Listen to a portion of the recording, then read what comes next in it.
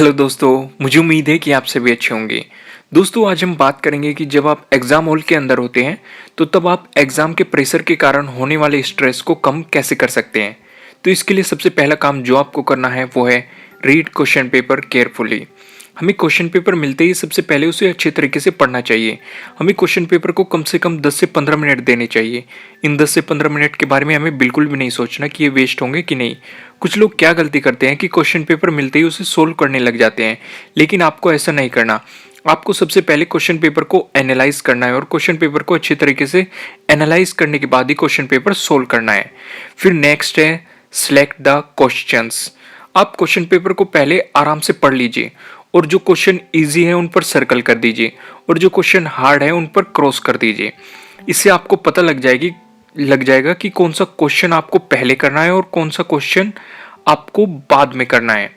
ज़्यादा मार्क्स लेने के लिए इजी क्वेश्चन हम पहले करेंगे और हार्ड क्वेश्चन बाद में करेंगे, क्योंकि हार्ड क्वेश्चन में ज़्यादा टाइम कंज्यूम होगा। अगर हमने हार्ड क्वेश्चन पहले किए तो हम कहीं अटक गए तो हमारा बहुत ज़्यादा टाइम वेस्ट हो सकता है।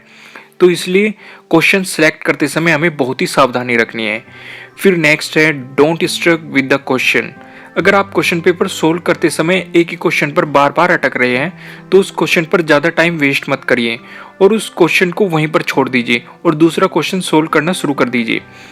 अगर आप बार बार वही क्वेश्चन सोल्व करते रहेंगे जिसमें आप अटके हुए हैं, तो ऐसा करने से आपका टाइम वेस्ट होगा और आप डिप्रेशन में चले जाएंगे और आपके ऊपर एग्जाम प्रेशर बन जाएगा और आपकी कंसंट्रेशन पावर भी डिक्रीज हो जाएगी और आपका जो क्वेश्चन पेपर को सोल्व करने का तरीका है या जो फ्लो है वो टूट जाएगा। इसलिए दोस्तों, अगर कोई क्वेश्चन प्रॉब्लम कर रहा है तो उसे वहीं छोड़ दीजिए और आगे बढ़ जाइए और दूसरा क्वेश्चन सोल्व करना शुरू कीजिए। फिर नेक्स्ट है आस्क योर इंस्ट्रक्टर। अगर आपको क्वेश्चन पेपर सोल्व करते समय किसी क्वेश्चन में कोई प्रॉब्लम लग रही है तो बिना टाइम वेस्ट किए अपने इंस्ट्रक्टर से पूछ लीजिए, क्योंकि कभी क्वेश्चन में कोई डाटा मिसिंग होता है या फिर कोई इंफॉर्मेशन प्रॉपरली नहीं होती। आपको इंस्ट्रक्टर को उस प्रॉब्लम को चेक करने के लिए बता देना चाहिए और आप तुरंत ही उस क्वेश्चन को छोड़कर दूसरे क्वेश्चन में लग जाइए और टाइम वेस्ट मत कीजिए। फिर नेक्स्ट है टेक ए ब्रेक। आपको क्वेश्चन पेपर सोल्व करते समय बीच बीच में ब्रेक लेना चाहिए। ब्रेक लेने से आपका दिमाग रिलैक्स हो जाएगा और आप एक नई एनर्जी के साथ काम कर पाएंगे। आप ब्रेक के लिए पानी पी सकते हैं। एक एक घंटे बाद आपको एक गिलास पानी पीना चाहिए और 10 से 15 मिनट बाद आपको पानी की एक एक घूंट पीनी चाहिए। ऐसा करने से आपका माइंड फ्रेश रहेगा और आपकी कंसंट्रेशन पावर भी इंक्रीज होगी। फिर नेक्स्ट है डोंट थिंक अबाउट रिजल्ट। कुछ लोग क्वेश्चन पेपर सोल्व करने से पहले ही रिजल्ट सोच लेते हैं और अपना नुकसान कर बैठते हैं। आपको ऐसा बिल्कुल नहीं करना, क्योंकि ऐसा करने से आपका ध्यान बढ़ जाता है और आप पूरी कंसंट्रेशन से क्वेश्चन पेपर को सोल्व नहीं कर पाते। क्वेश्चन पेपर चाहे इजी हो या हार्ड हो, आपको रिजल्ट के बारे में बिल्कुल भी नहीं सोचना। फिर नेक्स्ट है डोंट गेट एक्साइटेड। कुछ लोग क्वेश्चन पेपर में इजी क्वेश्चन देखते ही बहुत ज़्यादा एक्साइटेड हो जाते हैं और एक्साइटेड होने के कारण बहुत छोटी छोटी गलतियां कर बैठते हैं, जिसके कारण उनका पूरा का पूरा क्वेश्चन पेपर गलत हो जाता है।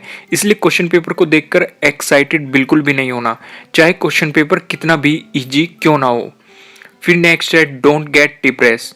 दोस्तों, अगर आपको क्वेश्चन पेपर हार्ड मिल जाता है तो डिप्रेशन में बिल्कुल भी नहीं जाना, क्योंकि क्वेश्चन पेपर हार्ड है या फिर इजी है ये क्वेश्चन पेपर देख के बिल्कुल भी नहीं बताया जा सकता। वो क्वेश्चन को सोल्व करने के बाद ही पता चलता है। कई बार ऐसा होता है कि जब हम क्वेश्चन पेपर देखते हैं तो हमें ऐसा लगता है कि हम पास भी नहीं होंगे, लेकिन जब हम क्वेश्चन पेपर सोल्व करना शुरू करते हैं तो हमारे सारे के सारे क्वेश्चन आसानी से सोल्व होते जाते हैं और हम अच्छे मार्क्स लेकर आ जाते हैं। तो दोस्तों, अगर आप मेरी बताई गई इन बातों को फॉलो करते हैं तो आप एग्जाम के दौरान होने वाले स्ट्रेस को कम कर सकते हैं। दोस्तों, मुझे उम्मीद है कि आपको ये वीडियो अच्छी लगी होगी और अगर अच्छी लगी है तो इसे लाइक जरूर कीजिएगा और अगर आप हमारे चैनल पर नए हैं तो सब्सक्राइब करना बिल्कुल मत भूलिएगा और अगर आप चाहते हैं कि ये वीडियो किसी और के काम भी आए तो आप इसे शेयर भी कर सकते हैं। आपको ये वीडियो कैसी लगी कमेंट के थ्रू मुझे बताना बिल्कुल मत भूलिएगा। Thank you.